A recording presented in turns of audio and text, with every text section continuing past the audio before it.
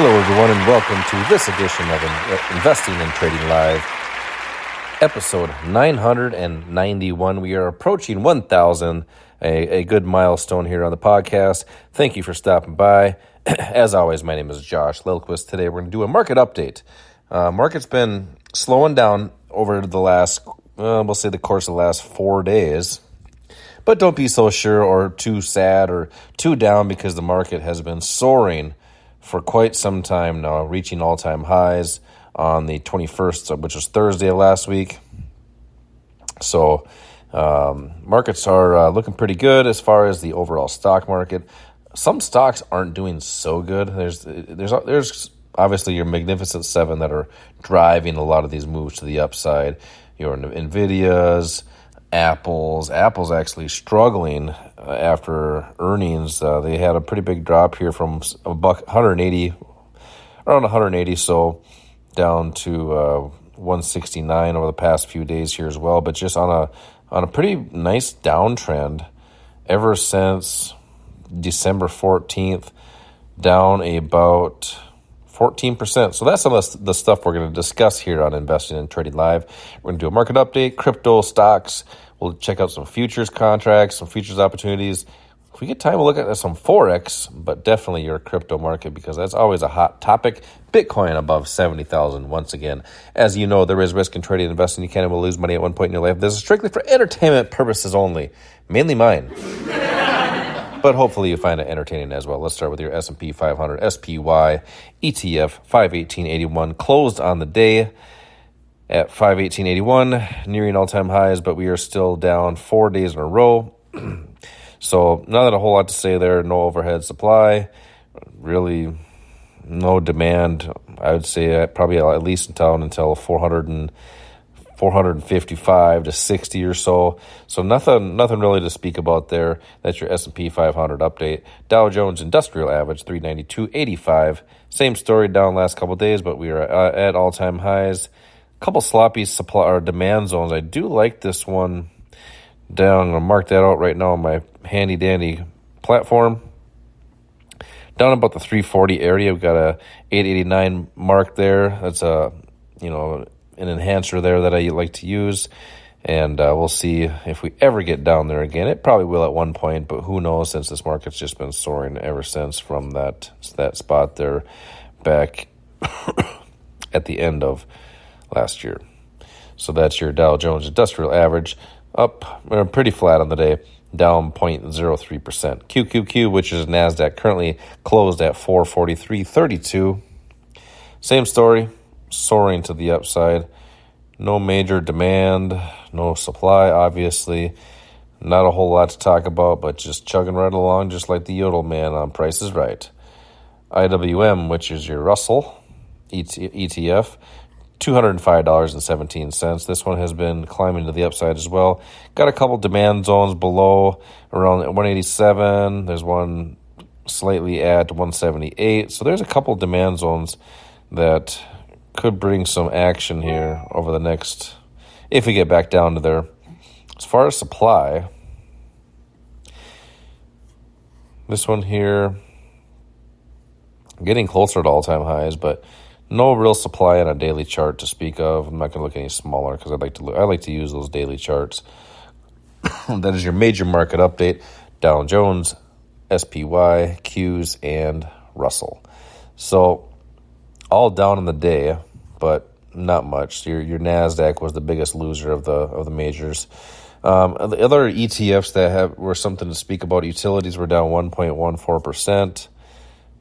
Nice little drop, re-racing the last week's gains or so. It's been kind of sideways anyway.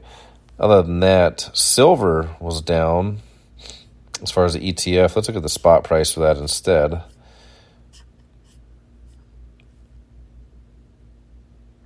Silver spot price currently it is open at $24.45. A little bit of a drop from $25.77 over the past week or so. Same thing with gold. It's been stagnant since Friday the 8th of March, but really looking really good for us gold holders. I do like that. oil. Let's get into some other commodities. You got oil at $80.96. Respecting that supply zone that we had talked about, it's marked on my chart here. I'm not sure when we talked about it, but it hit it 6 days ago or so, 7 days ago. Will this hold? I don't know, but I do like the odds enhancers that are there. So that could bring it back down to the $78 mark. There's a slight demand zone down there. Nothing really to speak of, though. It's not that good, we'll say. So we'll see if this supply zone holds. If it does, we could see this drop even further from there. On the other, if it does not hold, we probably see it go back up to the $90 mark. That's your crude oil. We looked at gold, crude, just for giggles. Let's not look at corn, whatever. Big drop over the last 4 hours, though. Last 4 hours of trading. All right, let's look at some cryptos next. You got your crypto market. Bitcoin currently at $70,508, nearing all-time highs. Once again, looking fantastic for you Bitcoin holders. There is a demand zone for Bitcoin that I do like at 67,395 to 66,769. So if you get a little retracement, there might be an opportunity for a trade potential.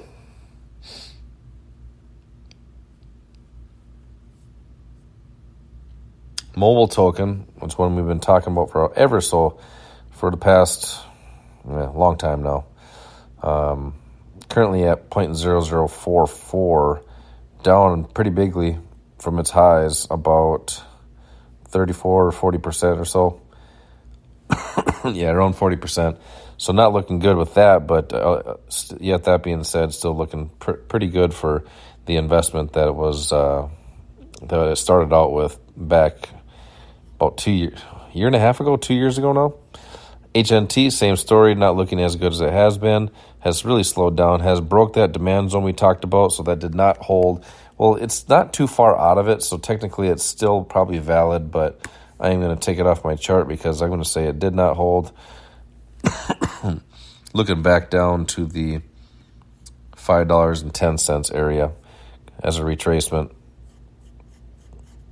Okay. That's your crypto market. Your dollar, 104.36, still in our bullish bias. The 102.50. Excuse me, fighting off cold here. The 102.50 did hold a week or two back. So that being said, we're still in that bullish bias, which brings our euro dollar at a bearish bias. Currently in that position, full disclosure, short. I'd like to see that to get down to 107.50. So we currently got about 100 pips on this, I believe. Yeah, currently 100 pips. We're going to move our stop just to make sure that we are protecting that position. All right. That's your euro dollar. US dollar, JPY, currently in a bearish bias. You know what? We're going to go back to that euro dollar and just take a quick little peek because we looked at the wrong chart.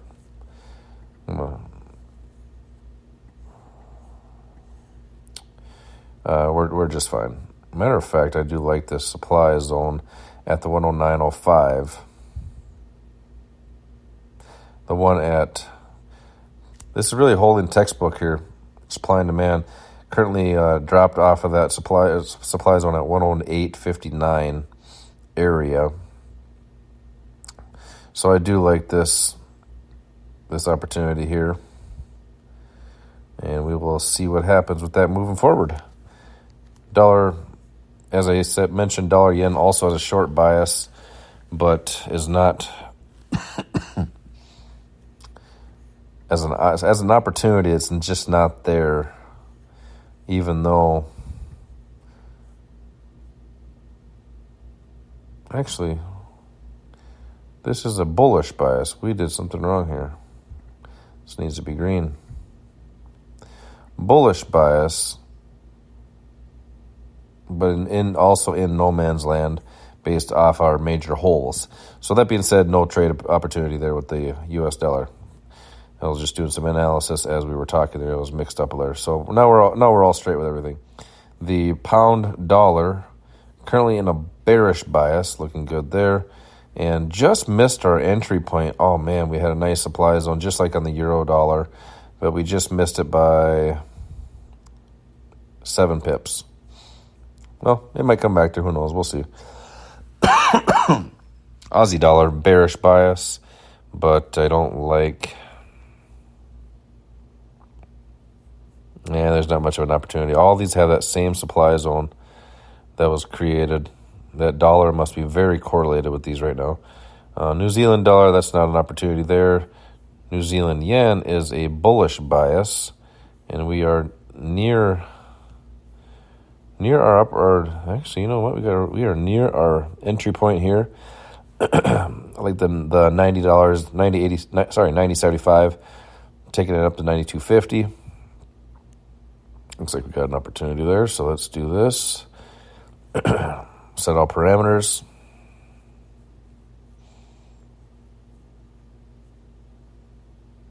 %, 172, 77. That is not what we need. We'll go 18.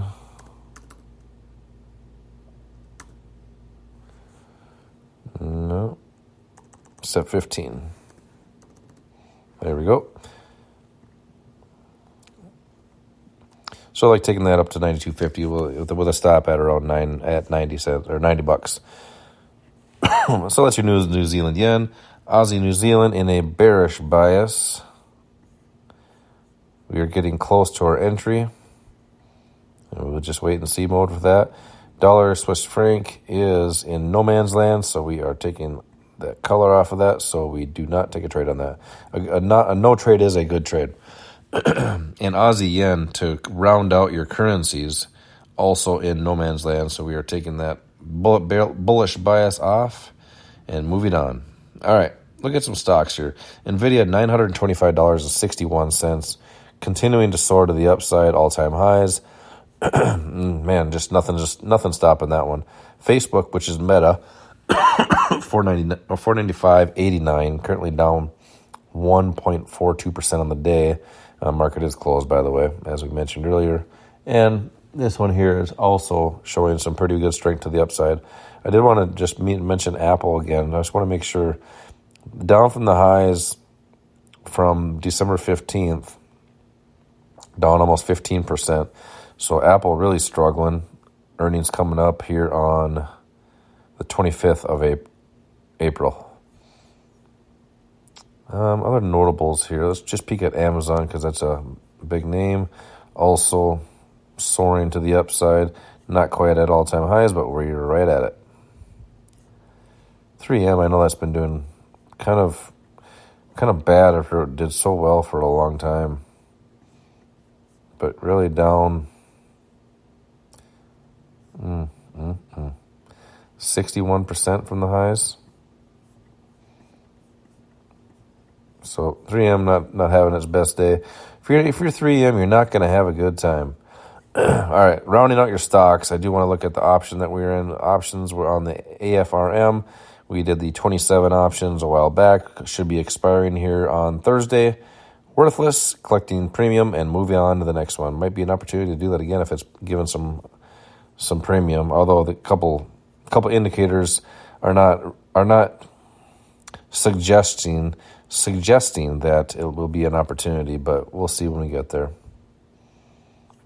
NeuroHealth, formerly BHG, looking like a dog as well, $6.30. And TKO, which is wrestling and UFC combined, TKO Holding Group, bought by Endeavor, I guess, was up 270% ever since that high. There's been a lot of issues with TKO and the ownership there that has moved on now, but down 26% ever since then. But starting a slight uptrend, so we will see what happens. Really, if we get up to the 103 mark, we'll see what happens there. There's a couple suggestions that it might drop again there, but never know. although we had a big upswing on the 20th, went up from $80, it went up about $5. So TKO looking pretty good for those holders. That, my friends, is your stock market, cryptocurrency, commodities, and currency market update for the day. Market is closed. We'll do another one tomorrow. As always, we're going to hit up 1,000 episodes pretty soon.